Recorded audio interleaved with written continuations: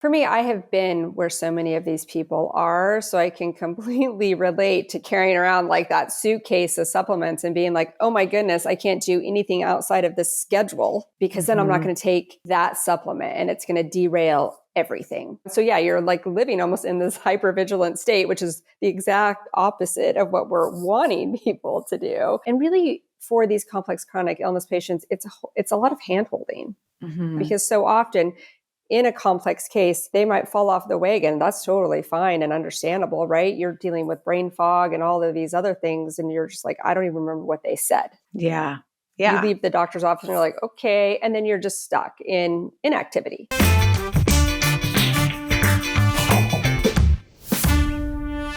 Hi, everyone, and welcome back to the Integrative Women's Health Institute podcast. I'm your host, Dr. Jessica Drummond, and I'm so excited to introduce you today to Vashti Kanahele. She is a a few years ago graduate of the Women's Health Coach certification. And I'm so excited to talk with her today because she wrote a really phenomenal book that I think is so interesting. And I can't wait to talk to her about the book and the story behind it, but also how her work is going and how that integrates so that she can be an inspiration for you. So welcome. Hi, Jessica. Thank you so much for having me on. Thanks for being here. So, of course, the book is a real deep dive into your story, but let's talk specifically about your story in your work, in how you came to be a women's health coach and why that was interesting to you and what you're doing now in your work. Sure. Back in, 2015, I was diagnosed with Lyme disease after the birth of my youngest daughter. And I was really struggling health-wise, and I thought, as I was getting better, how this so often happens, our own journeys lead us to career changes or to doing, different things. And so I had been working in international development up until that point. And I decided, I want to really work with women who may be going through things like me. At that time, it was really working with women with hormonal issues, really around menstrual cycles and things like that. And then I was, I was living in Nigeria at that time, and I was doing group programs for the consulate there and working with local Nigerian women. And so that just sort of was when I was started with Integrative Women's Health Institute. And it was just my own health issues really that led me down that path. Yeah. And so talk about why. So your book is really a deep dive description. And by the way, everyone should read it. I read it in like 2 days over the Christmas break. It's so fascinating. And I grew up in DC. So I knew a lot of people who were, kind of in a lot of different federal sort of roles. And so Vashti's book is a story of that life working and living overseas. And so through that experience, there were a number of very specific health challenges and having to navigate those within healthcare systems that are not necessarily US based. Talk about why the book now. Does it have to do with your current practice? What was your goal for writing the book? The goal for writing the book was sort of twofold. One, it was like a little over a year ago, my husband was like, you really need to tell your story. Like, you've overcome so much, you've led this very unique life. And he's like, I think you could really help a lot of people by telling your story. And I was like, no. Hard pass. I'm very private, and then I end up writing this book that's all about my life for the whole world. And so it does have to do with my practice in the essence that I hope that it's an inspiration and people can see what I came through. And then on the other side of that, how I may be able to help them. But then that second part of it is that one of the healthcare providers that I met during my journey, Dr. Fox, who wrote the foreword to my book as well, he was the physician that really helped me have that healing mindset that I finally really started to feel like I could get better. And I don't think that the power of having a provider that listens and hears and validates you can be overstated, Mm-hmm. And so then we transitioned out of that provider patient scenario. And as I went through Integrated Women's Health Institute and then now finishing my School of Applied Functional Medicine practitioner certification, I work with him now. And so we've really created this doctor coach model that has really helped our patients and clients get amazing results having that coach and the doctor there together. And so that is how the book sort of ties into what I'm doing now. Yeah. And, I think that's so important because one of the most important things I think we've learned in this pandemic world is that while we've had to walk such a challenging line, because the Mm-hmm. reality is that transmissible, extremely dangerous viruses are still in existence Yeah. and are still being passed from person to person fairly easily. Mm-hmm. And at the same time, loneliness is one of the biggest causes of chronic illness and, death, Yeah. actually. So, in this collaboration with working with a physician who can sort of maybe even deeper than you could give a list of recommendations, Mm-hmm. or even if you could do the same thing, which many of us practice, the kind of make the recommendations role too. Mm-hmm. There's still, it's not enough without the human support and coaching element. Absolutely. How do you find that that was so important for you, especially because you often had to navigate things in your story? And feel free to share any of that you would like, where in some ways you were kind of dropped into situations that were always very transient and you had to figure out how to take care of yourself and or find a community for yourself and your family. Mm-hmm.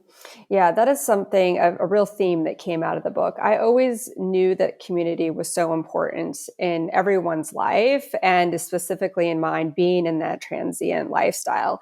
But it wasn't until I wrote the book that I saw it come up in example after example of things that I had gone through, from miscarriages in Beirut to my daughter having, a terrible health issue in Cambodia, and really people rallying around us, my husband having illnesses, just like thing after thing that happened to us, and really having that community. And when we moved in the summer of 2020, I had to leave Nigeria, or we made the decision for myself and my girls to leave Nigeria, and my husband had to stay behind. And it was really challenging because we were leaving a very tight-knit community. People were making very difficult decisions. And we didn't know when we were going to see my husband Craig again. Everything was very, very hard. And it was the community there that helped him, Mhm. and my community at home, which I had been away from for so long, which included my mom, my best friend, and at that point, Dr. Fox, and then entering an energy healer because I was diagnosed with PTSD following that time period.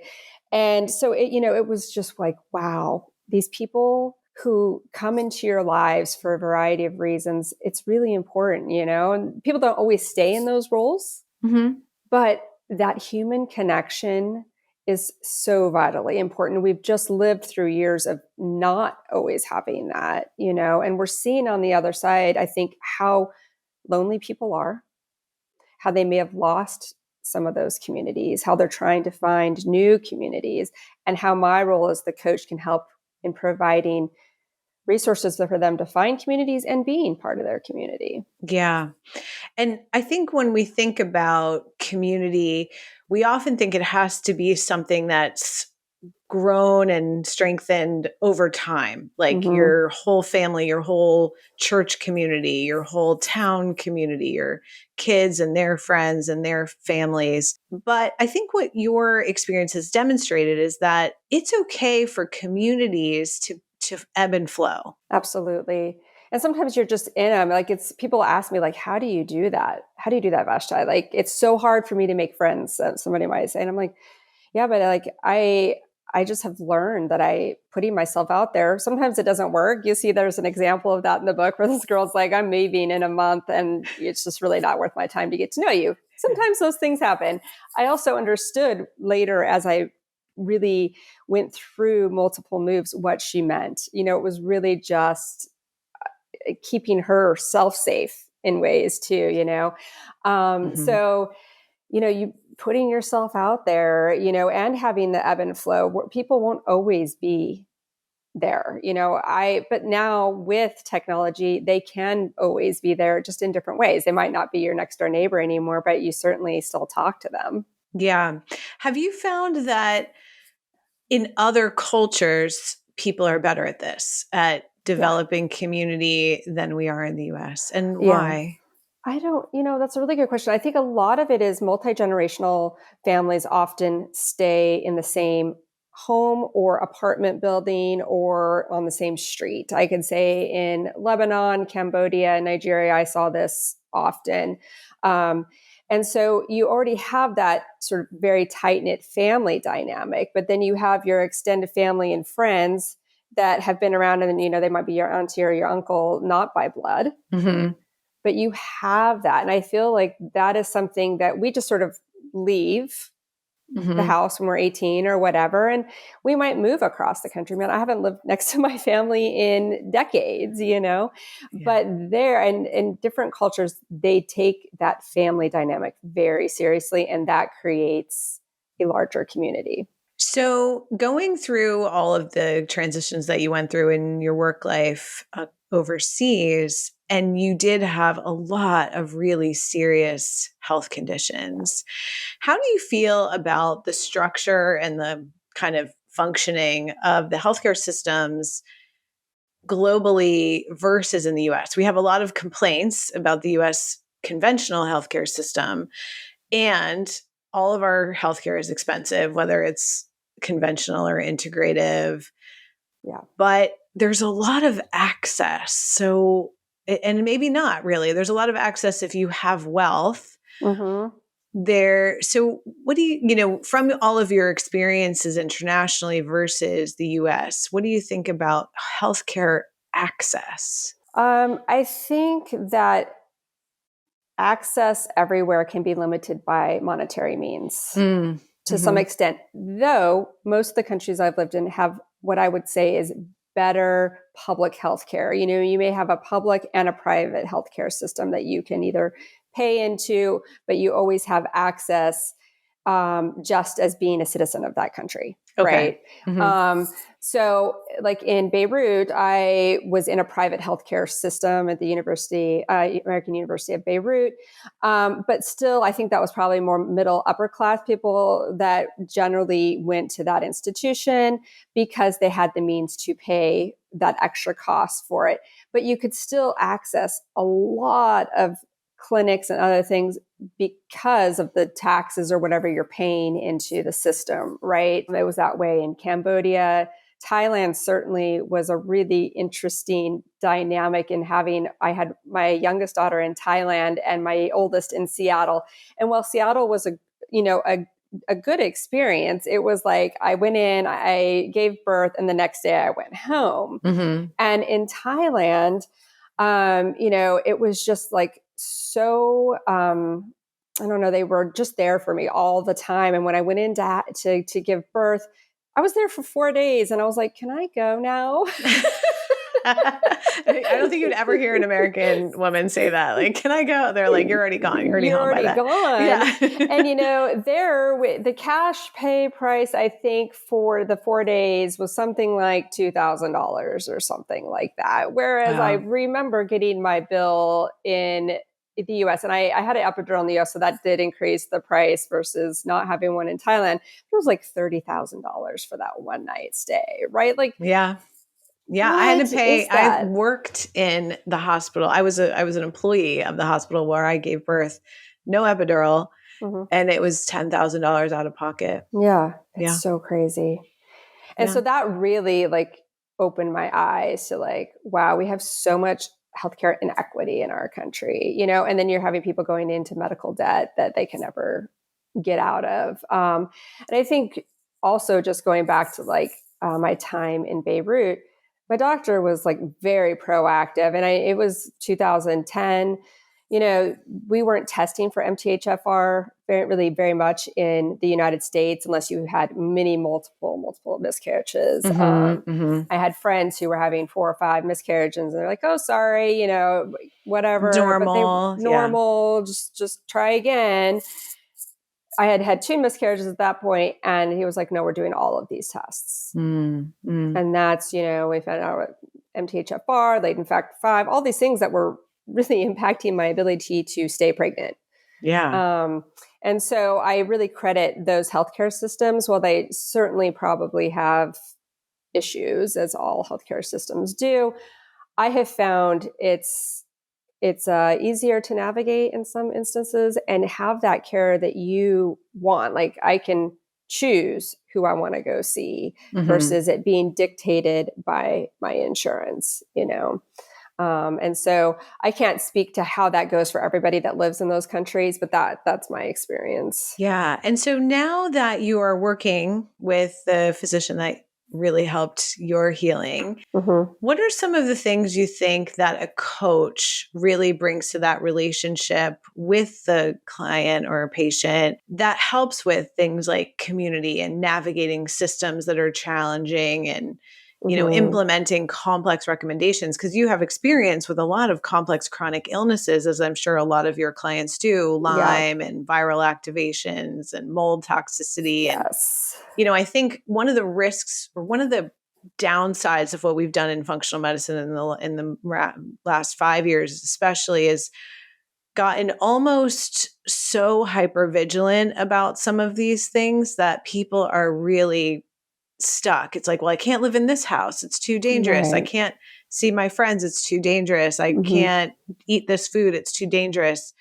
I think a coach can really come in and help people navigate that fear factor. Yeah, absolutely. And for me, I have been where so many of these people are, so I can completely relate to carrying around like that suitcase of supplements and being like, oh my goodness, I can't do anything outside of this schedule because then I'm not going to take that supplement and it's going to derail everything. Right. And oh my goodness, and so, you're like living almost in this hypervigilant state, which is the exact opposite of what we're wanting people to do. And so for me as the coach, they see Dr. Fox and they have their sessions with him, but then they see me in between those sessions and they actually see me more often because I can help them with, hey, how is the supplement regimen going? What can we maybe take away, or how are you feeling? Making food less scary and more simple, but yet nourishing, that people really get hung up on that too. And really for these complex chronic illness patients, it's a lot of hand holding. And I love that, and it's people asking me questions and just being able to respond back to them and helping them get through that, because so often in a complex case, they might fall off the wagon. That's totally fine and understandable, right? You're dealing with brain fog and all of these other things. And you're just like, I don't even remember what they said. Yeah. You leave the doctor's office and you're like, okay. And then you're just stuck in inactivity. And not making any progress towards the Exactly. healing. And I think what was inspiring to me about your story is that you were able to at one point in the book, you mentioned, you're dealing with mold and you're trying to do like your ozone treatments, and you can only do them in Seattle, but at the time you were living in like South Asia or something. Yeah. And so you're like, okay, I can do these like twice a year. But I think what's so inspiring about that is, despite not being perfectly on whatever protocol and moving and living in places that probably had mold and chemicals and, the carpet chemical problem, you still were able to heal. Do you think you were able to still heal in those environments just more slowly, or it took until you got somewhere that was safer, if that makes sense? I think it's both. I think I was very lucky to be living in places where I could have someone help me in the home. And that provided me space to heal, specifically in that Nigeria space. I had Gladys. And, I was able to nap. Going back to these basic things of sleep, hydration, mindfulness, basic things that really are the first things to go: eating well, nourishing your body. And she really helped me. And so I think that while I was far away from my care team, having someone there that was helping me was huge. Though I had so many issues with Nigeria just of the air quality and having chronic respiratory issues there, and then COVID. But then it was getting to Curacao, where ironically the pandemic made us all slow down. Mm.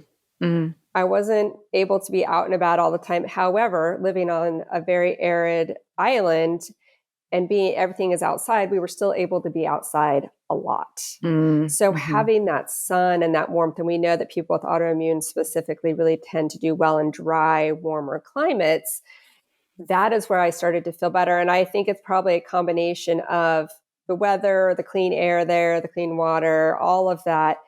And that required slowing down. I think what's so interesting about the culture now that, we're evolving, I think, rapidly to be sort of even more productivity focused, even more 24/7 work capacity and Mm-hmm. on our phones and, connected via devices more than in person. I'm seeing clinically that physically people are really starting to miss the basics. Like Yep. they'll spend one day in nature and they're like, I felt fine. Mm-hmm. Yes. Yes. And that is something that we in our practice are working with. And I have a program that we do called the Vital Basics. I love that. Because people just forget about them. We all do. I mean, it's just human nature, as you're right. Like we're in this productivity state. How much can we do? You have your phones. You're sort of like, oh, I have to work all the time because I can actually see the messages and all of that, right? The things that we do to ourselves. And so it's just coming back. And when people work with us, that's like the first thing they do is go through this vital basics. How's our hydration? How's our sleep? Are we having time in nature? Because without those things, those are the foundations of the other elements of health. Yeah. And do you find that once people get that more dialed in, the healing either accelerates or it's just simpler? They don't need as many tools. Mm-hmm. I think because you're setting yourself up, they're helping to set themselves up with these tools. Yeah. So then we can do that deeper work. In a regulated nervous system. Yeah. Exactly. And I was talking to somebody yesterday. I'm like, we really must, get your nervous system settled down. Like, and people don't understand how difficult it is to heal in a hyper nervous system state.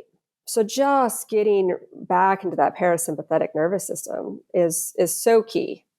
And that was something I had to do because in the book, I was living in a chronic stress state for a decade. Yeah. So that's what I was going to ask you. Like, first of all, so yes, you're moving to Lagos, you're moving to Curacao, you're in Beirut when the book starts. Like, these are not chill places, some more than others. But I've known a lot of people who lived in Lagos because of the oil industry. We used to live in Houston. In Houston. And, Houston is a rough, hot climate, but Lagos is crazy. And so I would love to hear, like, in the midst of a really uncomfortable environment, what are some of your best tools for nervous system regulation? Oh, that's a really good question. Yeah. And so like I didn't have those tools when I was in Baghdad. Like I was just like, okay, we're getting incoming fire. I'm in the bathtub, blah, blah, blah. And I wasn't, you could see that in the book. We were leaning much more heavily on like alcohol and other things like that, because that's what we're sort of taught to do in our society. And then Beirut, sort of that same until I was pregnant, sort of thing of like leaning heavily on the alcohol. And then when I got sick, I started thinking, okay, well, I got to change this. And I'm a huge researcher. So I was looking at all of these things and thinking, oh, well, Vashti, these were all red flags before that you totally ignored and just kept on going. But I think for me, in Lagos specifically, because while it's not a war zone or anything like that, it is a mega city. There are like 25 million people that live there, right? It has terrible air pollution, rampant poverty, all things and the traffic is like, it can take you 4 hours to go a couple of miles, right? Like these things press on you day after day after day and create stress. So for me there, I was really, really having a hard time emotionally and in the beginning. So yoga was one thing that I really did the whole 3 years that we lived there. For me, massage is huge. It's not for everybody, but for me, I was able to get weekly massages there. And it was that time where no one bothered me. Plus, it's medicine. Massage is medicine. Oh, for sure. Yeah. And I could just relax. So Yeah. that's something that I also was able to do a lot of in Curacao. Not so much here, just because the cost of massage is like much more here. But those are the things that I like to do. And lately, I've been trying to get back into just a mindfulness practice of starting the day, 5 to 10 minutes of just breathing, being in my breath. And that is something that I've taught a lot of clients because it doesn't cost any money. Yeah. Yeah. And I think, I've interviewed quite a number of people now on their perspectives on nervous system regulation and the basic sleep and things of that nature. And what I think is so challenging is that it takes many steps before we get there, right? Like, because we can try a lot of the tools, but it's not as obvious to many people who haven't literally lived in war zones that their nervous system even is dysregulated, Right. and why that might be happening, because it's so normal. Yep. It's so normal, even in the US, in a safe neighborhood with relative access to everything. It's very normal to be living under a chronic stress of any number of things, childcare issues, aging parents, and if you add any chronic illness or divorce or anything like that, it's going to make it even worse. So now that you're back in the US, where on the surface, the Truman Show of it all, it looks fine. There's not like obvious air pollution like there was in Lagos. But what are you finding? What do you think we might be able to do here to bring awareness of that stress and then help people choose their tools to be able to use them more consistently? Moving back here has been a bit like whiplash. I was away for 6 years, most of that, a little bit in COVID, had come back to the US. But I was shocked. I was actually texting one of my friends who had moved to Texas. We were both in Curacao together. And I was like, I forgot the pace of American life. Also coming from a Caribbean island, you're just like, whoa, people, like, slow down. I think it's just this keeping up with the Jones. It's and I'm part of the like shuttling my kids constantly to different activities after school and all of these things. And I think it's like, what can you not do and still be okay? And I think it's really hard to look at that because when everyone else is doing these things, that is creating a chronically stressed out country. I mean, we are more so than any other place, maybe outside of Nigeria that I've lived. The stress here is like palpable. Which is, I think it's important to emphasize what an important statement that is. I mean, you lived in Beirut and Baghdad when we were bombing them. Yeah. Okay. Yeah. I have to admit, like, those are like, Baghdad is like a separate conversation because that was like Baghdad a weird, is separate. It's like a encapsulated stress because of a war. Right. But you did live in really stressful situations. So to be able for your body to feel that the US pace of life, or I would say Western world, you could live in London, you could live in, Naples and Milan or something, same thing.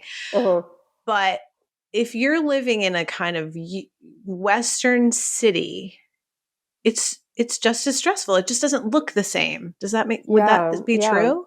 Yeah. And I think we don't take time to sit and settle down. For instance, in Lebanon, like Sundays were like family day.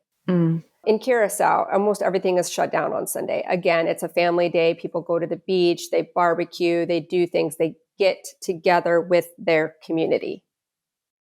Same thing in Beirut, like I just said, we would be invited to these huge family feasts. Of course, they're cooking and stuff, but like it's their joy because it's, food is such an important part of their culture too, and family. And so they take that time to reconnect, I think, with what's important. Whereas Yeah. we don't tend to do that. We don't have the spaces for that necessarily. If people are living in apartments, we don't have great green spaces everywhere where people can come together. I think there's a lot of literature about certain societies that are having more of that, and the neighborhoods come together in the Mm-hmm. evenings and everyone is talking to each other. We don't do that. We don't really talk to our neighbors. We don't even have that neighborhood community for the most part anymore, which I think, and I've seen in other places. Yeah.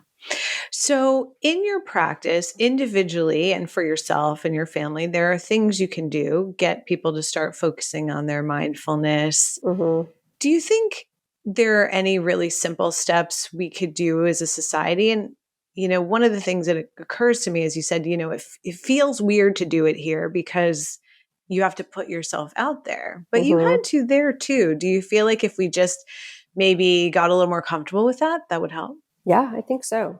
I think if we got back to talking to other people and just being like, hey, like when we came back, my girls were in Taekwondo, and my youngest daughter, Kate, was talking about a friend she had met in school, and they happened to also be at the Taekwondo place, which is kind of a cool little community place here in our neighborhood.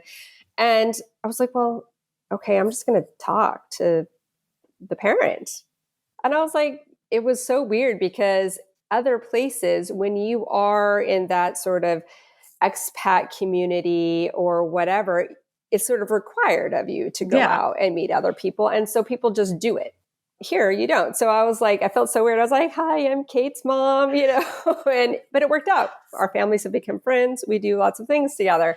So I think it's important to take those small steps because you never know what's going to happen, how good of friends are going to become. I think another thing we could do, and I think the schools are kind of starting to do this, is to start teaching mindfulness at a Mhm. young age. In both Lagos and in Curacao, the international schools, my kids had mindfulness practices Mhm. that they started the day off with.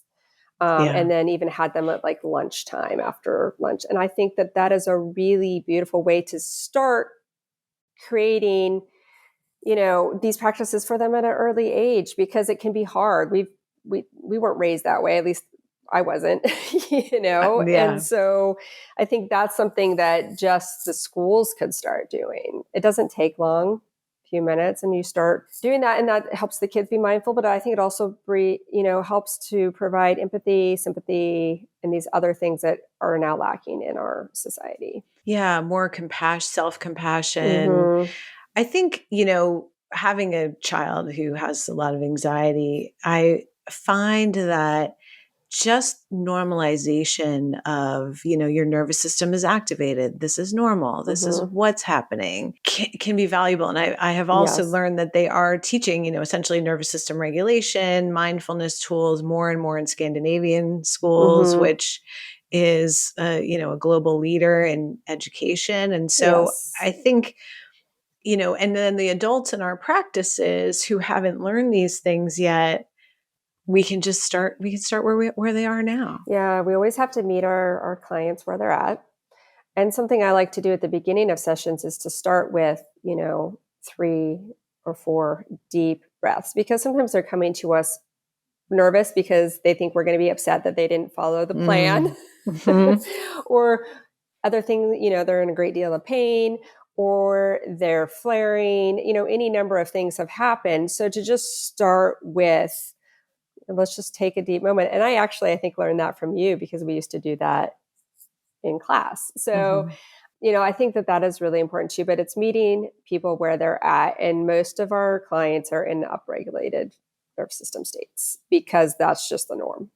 Yeah. Yeah. So even if you're not sick, that's just the norm. Mm-hmm. And so it becomes even more difficult to regulate if you are. Yeah. And it drives disease, and Yeah. that people don't realize that. And so I think sharing that and explaining it to them so that they can mindfully be aware more and more of their bodies and what's going on. Yeah, it's so important. And I think that's what's so inspiring about your experience is that you have seen that despite transiency, despite, difficult environments, despite being separated from your own family, if you Hmm. did two main things, one is create your own community Yes. wherever you are, however long that's going to be, and Hmm. being comfortable with the fact that it's going to ebb and flow through life, Yeah. which I think is normal, Hmm. and then having those tools of, whether it's touch based like massage or mindfulness based or nature based, all Hmm. these, there's so many different ways to regulate our nervous system, and some are just obvious and natural to the culture, and when they're not, we have to put those into place individually. Hmm. Yeah. I think, like you said, nature is another one that we've become so disconnected from nature. And I think the pandemic helped a lot of people get reacquainted with nature. And I just hope that that remains, because I already see like that flip back into like go, go, go, go, go. And so hoping that people can remember, yeah, those nature can be so helpful and beneficial. Yeah, absolutely.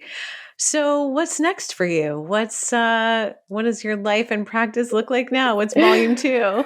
Volume two.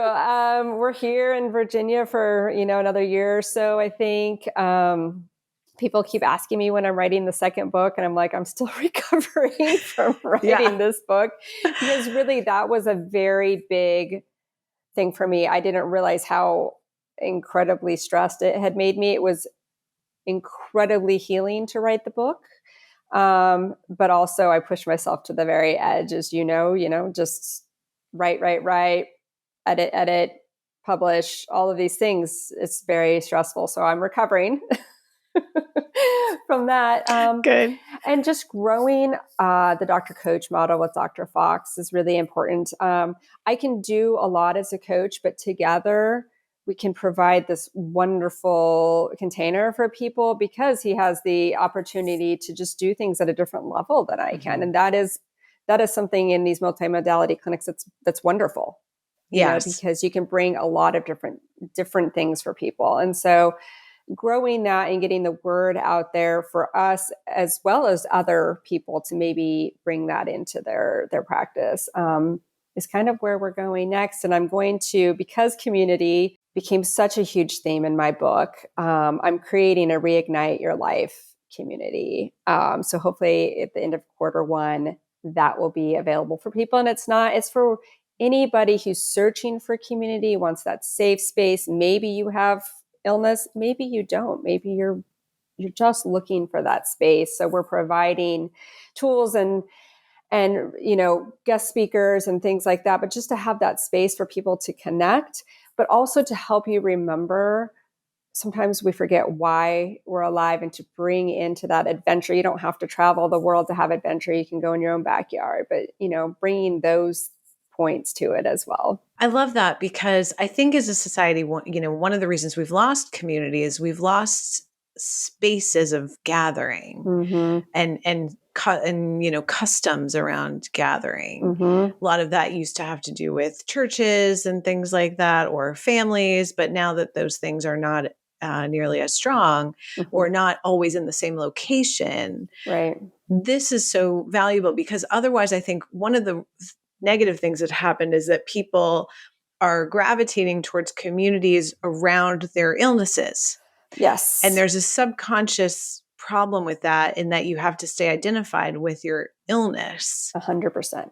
versus this is more about women being identified with their adventure, Mm-hmm. or there we have to, I think, replace these things with what are you going to identify with instead. Yeah, And so exactly. that's cool. Yeah. Because I think a lot of people, like you said, they go into these groups that can be really well meaning, but often they just bring on more fear, more I'm never going to get better, because you're feeding on the energy that is within that group. And we Hmm. hold on to energy. People don't really realize how much energy of others that we take on to ourselves. And that can really be hard on our health as well. So providing that space, I think I'm really excited about putting it together. And it was just something I was like, I need to do this because I want to but I've seen how important it has been in my own healing journey.